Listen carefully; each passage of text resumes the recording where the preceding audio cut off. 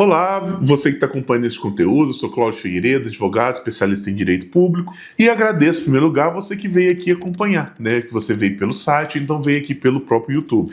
Aqui hoje nós vamos fazer uma pequena aula a respeito do primeiro ano de mandato desses novos gestores que estão assumindo, ou o primeiro ano do segundo mandato, né? Que também muitos estão acontecendo agora. Basicamente, o grande desafio para um gestor que está iniciando esse mandato agora é ter uma consciência situacional de como que está a sua prefeitura com relação ao mundo, com relação à União, com relação aos estados. Por que eu falo isso? O mundo está em constante transformação, ameaças de guerra fiscal, problemas financeiros na economia nacional, desafios dentro do mundo, isso acaba impactando a prefeitura.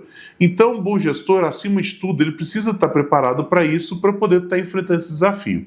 Então, o objetivo desse aulão, dessa conversa que nós vamos ter, é ajudar você a entender um pouco mais da dinâmica, o que se passa no primeiro ano, e principalmente para a pessoa ter consciência do que ela precisa fazer e, mais do que tudo, o que ela não deve fazer, em hipótese alguma, nesse primeiro ano, porque, basicamente, os primeiros 180 dias vão determinar o restante da gestão.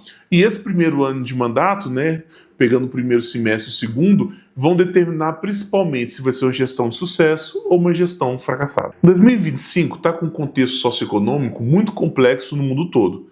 Basicamente, nós estamos tendo alguns desafios. O primeiro desafio é um desafio ambiental.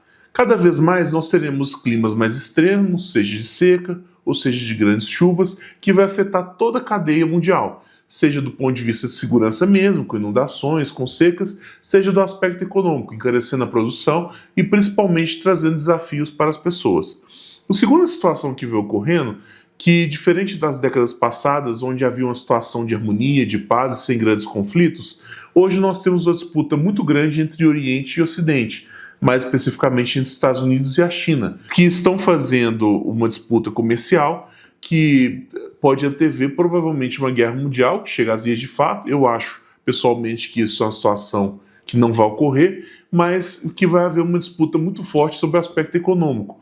E nós, enquanto país relevante, importante liderança regional, seremos uma das peças desse tabuleiro, o que nos torna um alvo, mas também que nos abre oportunidades. E o terceiro aspecto nós temos que o gestor precisa considerar em 2025, que nunca nós tivemos um governo federal tão fraco e tão sem rumo igual nós estamos tendo agora.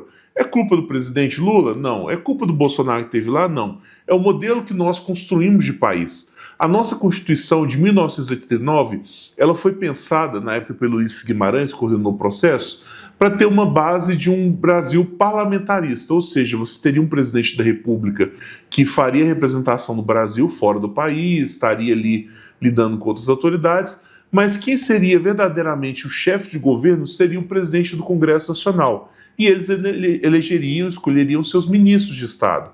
Só que no referendo de 1992, houve uma mudança onde acabou que a população optou pelo presidencialismo e não parlamentarismo. Ou seja, quem passaria a definir os gastos orçamentários, o planejamento financeiro do governo, não seria um primeiro-ministro eleito pelo Congresso, mas sim o presidente da República. Porém, os poderes de aprovação final do orçamento ficaram no Congresso e não com o presidente. Então, o que ocorre atualmente? O presidente da República acaba sendo um grande refém dos parlamentares. Ou seja, se ele não destinar emendas, se ele não fizer recursos para as bases daquele deputado, ele não aprova nenhum projeto e, mais do que isso, o orçamento da União é travado. Para você entender o quanto que isso é grave, quase 50 bilhões de reais do orçamento são destinados para os deputados e senadores atender as suas bases. Ah, mas isso seria um recurso muito grande. Não é. Se nós consideramos que quase 60% do nosso orçamento já é comprometido com previdência, com alguns gastos sociais como LOAS e outros, ou seja, já está muito fortemente comprometido, pagamento de juros, entre outros, basicamente o governo está dando praticamente metade daquilo que teria de investimento na mão dos deputados. Isso, por um lado, é bom, porque democratiza a questão dos recursos, porém elimina completamente o planejamento estatal. Ou seja, o governo federal tem uma capacidade muito reduzida de criar políticas nacionais. Em um país grande como o nosso, isso é um problema seríssimo, principalmente porque, como você tem áreas desiguais, você precisa do governo para equilibrar e desenvolver o país como um todo, para diminuir desigualdades e não colocar em risco a própria existência da federação. O que faz, por exemplo, o Estado como o Acre permanecer como brasileiro é a perspectiva que um governo central vai lembrar que ele existe e principalmente vai desenvolvê-lo, incluí-lo na agenda de desenvolvimento nacional. Com essa lógica das emendas, estados como São Paulo, Minas Gerais e Rio de Janeiro têm acessos a recursos de modo desproporcional, ou seja, os investimentos acabam sendo concentrados principalmente nas áreas mais populacionais. O Acre, ele não é menos importante que esses estados, por isso que o governo federal faz esse equilíbrio, coisa que cada vez mais está sendo feita de modo mais atacanhado. Então, por isso, nós precisamos entender o contexto, né, de que o gestor novo está se situando, para que ele esteja preparado para esses 3 cenários. Primeiro cenário, instabilidade econômica mundial, que isso pode afetar principalmente a arrecadação e a receita. Vou te dar um exemplo. Se produtos brasileiros forem tarifados, de agronegócio, provavelmente vai diminuir a arrecadação do governo federal, que impacta o município. Segundo ponto, nós temos uma situação de mudança global climática e não adianta a pessoa negar, falar que isso não existe. Vídeo que aconteceu com o Rio Grande do Sul, né, que foi uma tragédia que destruiu as infraestruturas do estado. Então, dependendo da região onde estiver situada aquela cidade, o prefeito precisa se preparar ou para enchentes ou para secas muito grandes, e isso tem aspecto muito grande, né, porque limita muito quais obras podem ser feitas, o que pode ser desenvolvido. E o terceiro ponto, que é o mais determinante, como um prefeito ter sabedoria de se posicionar nesse cenário de polarização nacional e, mais do que isso, aonde buscar recurso e como buscar recurso. Basicamente, nós temos 4 grandes desafios que vão estar passando para o gestor. A primeira dele é a complexidade administrativa. Novos gestores que talvez não tiveram experiência tão aprofundada com gestão pública vão descobrir que, em virtude das leis da própria estrutura da prefeitura, a administração pública é extremamente burocrática. Diferente da iniciativa privada, onde você faz tudo aquilo que a lei não te proíbe, na administração pública, qualquer ato que você tem, desde comprar a caneta até construir um hospital, depende de autorização legal, seja um orçamento, seja um decreto, seja uma lei. Então, esse é um desafio que o gestor precisa fazer. O segundo desafio são demandas sociais urgentes. Quando o país passa por problemas econômicos, como inflação ou como desemprego, o gestor tem problemas sociais gravíssimos. Se você não cuida de uma população que está faminta, que está vulnerável, isso vai refletir em violência, vai refletir em caos e outros problemas. Então o gestor precisa acompanhar isso. Além disso, nós temos demandas sociais que nunca terminam, como saúde, educação. A educação para você preparar a população para poder melhorar a sua cidade e a saúde para você cuidar da vida das pessoas. Cada vez mais as pessoas estão envelhecendo e a demanda por serviços de saúde vai ficar cada vez maior, principalmente em idosos. Os planos de saúde no Brasil têm o costume de, quando a pessoa é nova, ter uma mensalidade menor e quando a pessoa fica mais velha, aumentar consideravelmente o valor. Para que é isso? É para jogar a pessoa para fora do plano. E essas pessoas vão buscar o SUS. Então esse é um segundo grande desafio. Terceiro ponto é a questão da limitação orçamentária.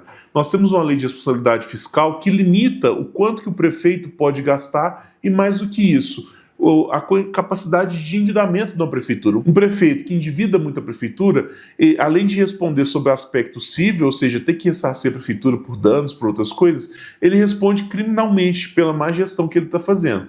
Então esse é um outro aspecto que o prefeito precisa saber, é como atender todas essas demandas com um orçamento limitado.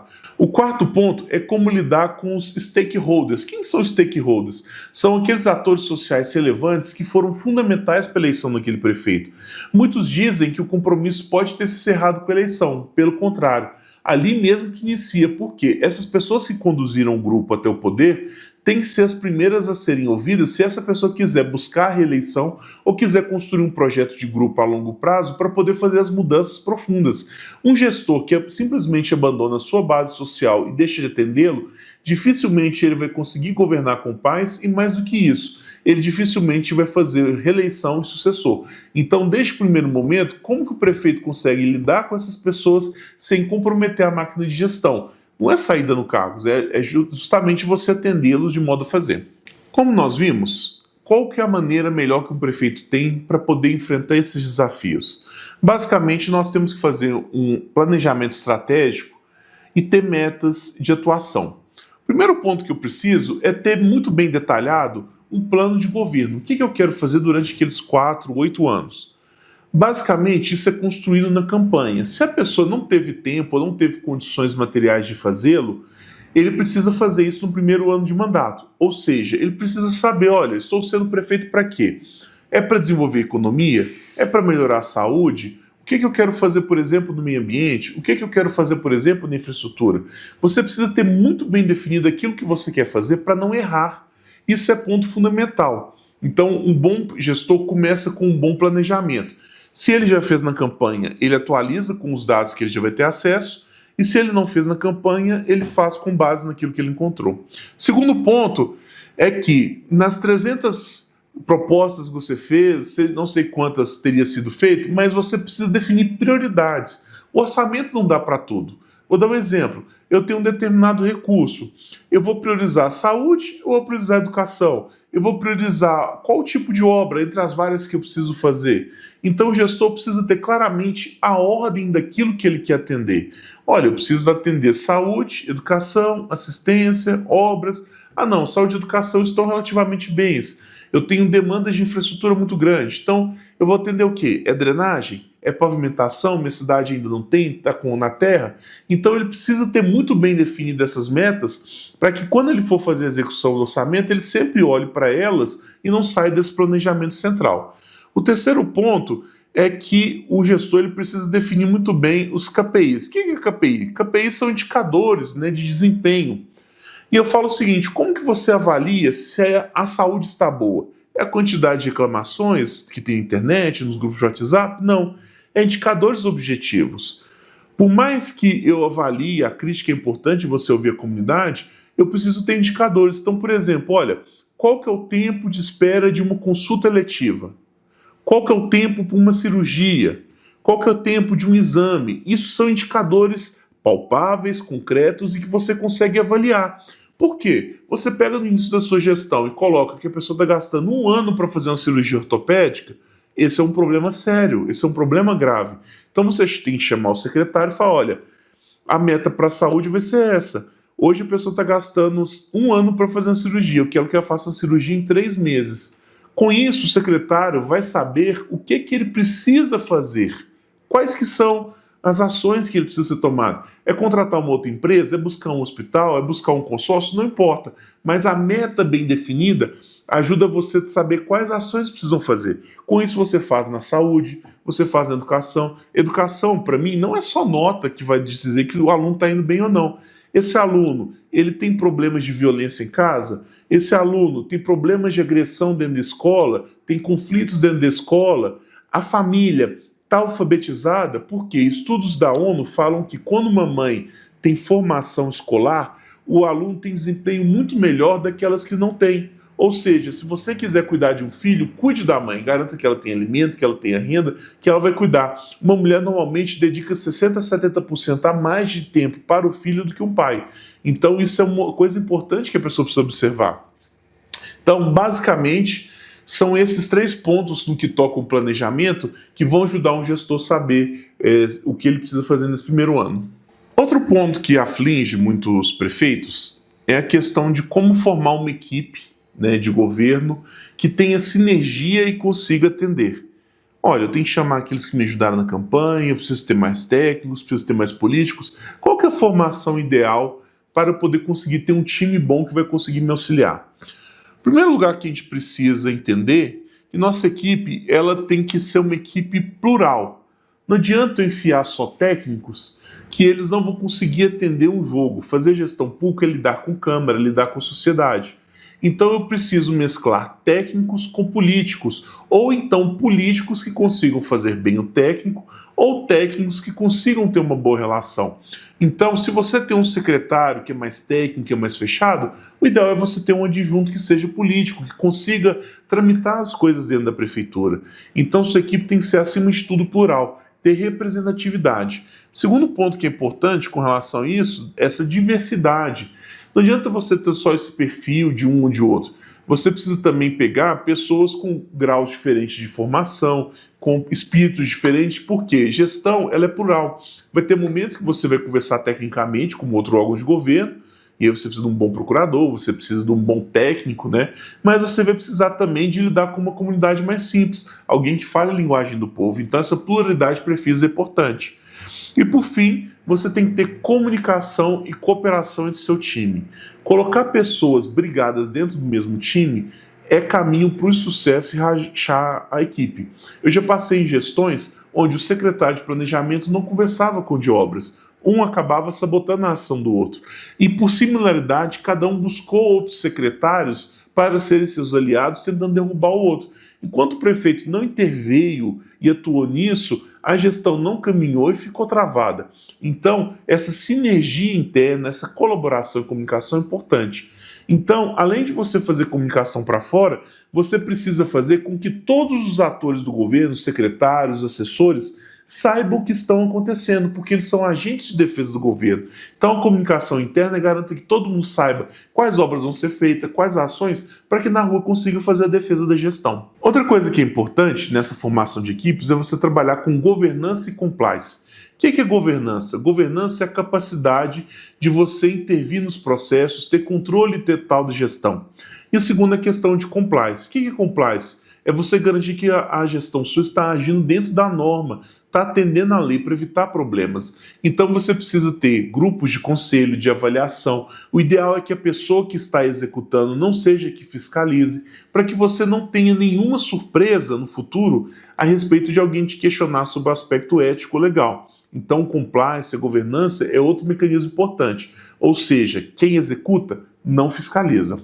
No aspecto financeiro, eu geralmente sugiro aos gestores do primeiro ano para segurar o freio. Ou seja, não saia fazendo várias obras, não saia contratando gente, segure o orçamento, principalmente nos 6 primeiros meses, para você ter um caixa estratégico. As receitas da prefeitura são sazonais. Você inicia o ano bem, porque geralmente entra recursos de IPVA e outros. No meio do ano ela baixa demais e no final do ano ela volta a subir. Porém tem um grande desafio que é o 13º salário, que é pago entre novembro e dezembro. Então, normalmente, no primeiro ano, eu falo para o prefeito para ele segurar as ações novas nos primeiros meses, fazer um caixa, ter uma real situação do que é obrigação fixa da prefeitura e o que não é, para que assim ele possa fazer um planejamento. A boa gestão orçamentária no primeiro ano, ela está diretamente envolvida em uma busca constante de reduzir os gastos permanentes e aumentar a receita. Então, basicamente, o que se faz? Olha, a conta de água é tanto. Será que não tem vazamento? Será que não tem algo que possa fazer? A conta de energia, será que nós não podemos botar painéis solares, botar outras questões para diminuir? Será que a instalação não está fechando curto? Isso são coisas que o gestor precisa fazer. Essa quantidade de papel, será que nós não podemos informatizar? Essa busca por reduzir os custos é importante, aumentar a eficiência. E aumentar a arrecadação é garantir, por exemplo, sem aumentar tributos, que ao invés de um prestador de serviço tire nota na cidade vizinha, que ele tire nota da cidade. Vou te dar um exemplo. Se a sua cidade tem uma indústria grande, provavelmente ela tem montadores, eletricistas contratados de cidades vizinhas. E normalmente ele tira nota na outra cidade. Só que como o serviço foi prestado na sua, você precisa garantir que a empresa que está contratando faça a retenção do ISS que te paga. Então isso é uma coisa que é importante você estar observando. Outra questão importante, lembra que nós falamos do planejamento das obras, que você quer fazer, das prioridades? Você precisa quantificar o que custa, por exemplo, para zerar uma cirurgia eletiva. Tem uma fila de 1.000 pessoas esperando. Vá, faça orçamento, faça o custeio para você observar quanto você precisa gastar e quanto você tem disponível. Se você paga as suas despesas da prefeitura sem se planejar, às vezes você vai pegando na fila e acaba pagando coisas que não são tão importantes e aquilo que é fundamental você não faz. Vou te dar um exemplo. Uma pessoa que está numa cirurgia eletiva, ou seja, está com um problema ortopédico, alguma coisa que está doendo, é uma cirurgia simples. Se você não atender ela, ela vai voltar ali depois com um caso muito mais complexo e caro.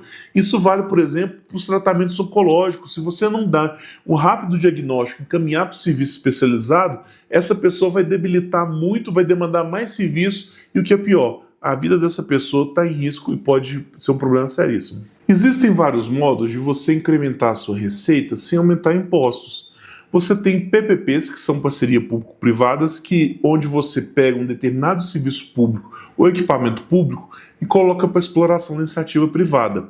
Vou dar um exemplo, às vezes você tem um parque ecológico, uma área muito bacana, que você não tem o recurso para poder fazer a obra necessária. Às vezes alguém da iniciativa privada se interessa em fazer esses investimentos e aí paga como ingresso ou como outra forma de exploração. Ou até mesmo a própria prefeitura pode pagar, mas de modo simplificado.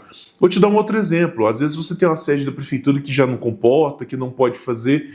Tem uma opção chamada Build Suite, onde o empresário participa de um processo licitatório, ganha, constrói a prefeitura, você paga uma espécie de aluguel durante alguns anos e ao final esse prédio retoma o patrimônio da prefeitura. Ou seja, tem N alternativas que você pode fazer para poder levantar esses recursos. Outra questão que você tem N órgãos que têm recursos e fundos destinados a investimento. Ministério Público, Fundo da Criança e Adolescente, você tem Fundo de Defesa Ambiental, você tem até órgãos internacionais. Mas para isso você precisa de projetos. O que é um projeto? É um documento técnico onde você fala o que você quer fazer, quanto custa fazer, como vai fazer, quais itens precisam ser financiados, qual o cronograma de execução. Se você não tem isso, vale a pena investir muito em contratar uma equipe para trabalhar isso. Sem projeto, você não consegue uma bala em Brasília, você não consegue absolutamente no Estado, nem nesses órgãos de financiamento. Por fim, você tem que trabalhar a economia criativa e turismo. No futuro, com inteligência artificial, com outros mecanismos, cada vez mais nós teremos um emprego formal. As grandes empresas vão investir em tecnologia para não ter que ter mão de obra e cada vez mais você vai ter pessoas empreendedoras com seu próprio negócio, seja de alimentação e outras coisas. O turismo vai ser uma grande ferramenta no futuro, onde a sua cidade vai ter condições de gerar receita com visitantes. Isso mobiliza comida, você mobiliza shows, eventos, festas e outros. Então, você começar a desenvolver festivais, shows, atividades, lazer, criar toda uma cadeia de turismo e a economia criativa, você tem possibilidades de fazer. Se a cidade tem um doce artesanal, tem um produto que é diferenciado, que as pessoas vão e gostam e elogiam, a prefeitura pode chegar, colocar o selo da cidade, ajudar que aquelas pessoas se organizem, pagar para participar de feiras, de exposições, conectar esse empresário com outros grandes fluxos de mercado. Então isso é uma possibilidade de você gerar receita e aumentar emprego para a cidade. Tá gostando desse conteúdo? Por favor, siga o nosso canal aqui no YouTube, compartilhe, mande para os seus amigos, fala, olha, achei um conteúdo legal, é importante para a gente, para quem produz o conteúdo, isso é um feedback legal, se a gente está no caminho certo ou não. Para as pessoas também é importante para a gente difundir uma mensagem bacana e tentar colaborar um pouquinho para a melhoria do nosso país. Nós estamos em todas as redes, é só você entrar, seguir, tiver alguma dúvida, nos chame lá, vamos bater uma ideia, vamos conversar sobre isso, tá bom? Dando seguimento, nós vamos falar sobre um aspecto muito importante, é sobre transparência e controle social. A gestão pública ela é feita por cobrança e, acima de tudo, você tem uma fiscalização tanto da sociedade quanto dos órgãos de controle. Então, quanto mais transparente você ser nas suas ações, menos problema você vai ter. Os problemas vão chegar, as reclamações vão ter, mas o modo como você lida com elas que vai ter sucesso ou não na sua gestão. Então, crie um canal de fluxo dessas demandas. Ou seja, nunca deixe alguém sem retorno, sem situação, e até mesmo você gestor, é um bom mecanismo de você estar sabendo se um secretário está indo bem ou não. Se um secretário não dá retorno, não resolve, ele pode ser seu amigo, pode ser seja de que for, mas alguém está comprometendo o seu governo. Então, tenha uma ouvidoria atuante, tenha canais digitais, e aí eu quero abordar um assunto muito interessante. Invista em governo digital. O que é governo digital? Claro que você tem que ter sua sede, tem que ter o atendente, mas tudo aquilo que você puder fazer, tanto para empresários quanto a sociedade civil, que consiga resolver tudo sem despachantes, sem intermediadores, é meio caminho andado para você evitar problemas de corrupção na sua gestão. Culturalmente no Brasil, você geralmente tem aquela pessoa corrupta que cria problemas para vender soluções. Se você tem os canais digitais funcionando, se a própria pessoa busca o que precisa na prefeitura, além de você não ter surpresa com corrupção, mais do que isso, você vai ter, aos olhos da sociedade e dos órgãos de controle, uma visão de que você tem um governo transparente. Então, canais digitais, sistemas, softwares são um investimento que você não precisa ficar preocupado em investir, que o retorno é fundamental. Vou te dar um exemplo.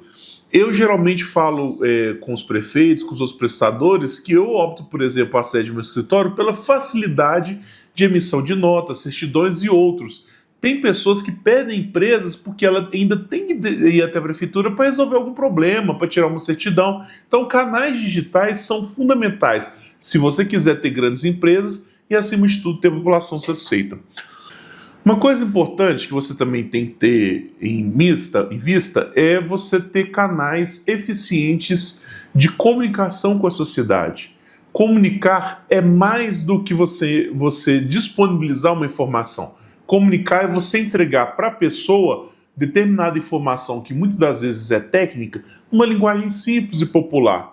Vou te dar um exemplo. Ao invés do seu departamento de licitação falar, olha, estamos preparando um termo de referência, um edital para soltar a licitação de construção de uma ponte, você pode falar de modo mais inteligente, olha, estamos preparando a papelada para que conseguimos fazer a obra.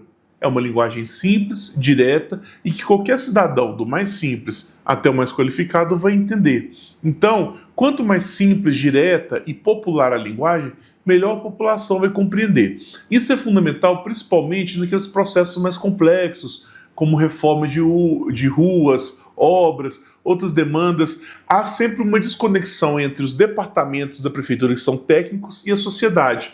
As audiências públicas podem ser um instrumento fantástico de você levar informação para a população. Só que as pessoas chegam numa Câmara Municipal que geralmente o horário é muito ruim, ou seja, durante o horário de expediente, apresenta um monte de planilhas, dados e relatórios técnicos que a pessoa não vai compreender e isso afasta a população. Aí por isso que a população muitas das vezes vira e fala, mas esse gestor, ele não está fazendo nada. É porque a população não está vendo em números as suas ações. Então, eu trabalhei muito tempo como secretário de Planejamento, as minhas audiências públicas eram em números. Ou seja, olha, a Secretaria de Saúde teve um orçamento de 150 milhões. 150 milhões representou 15 mil consultas, 20 mil atendimentos mais simplificados, 30 mil cirurgias, exemplo.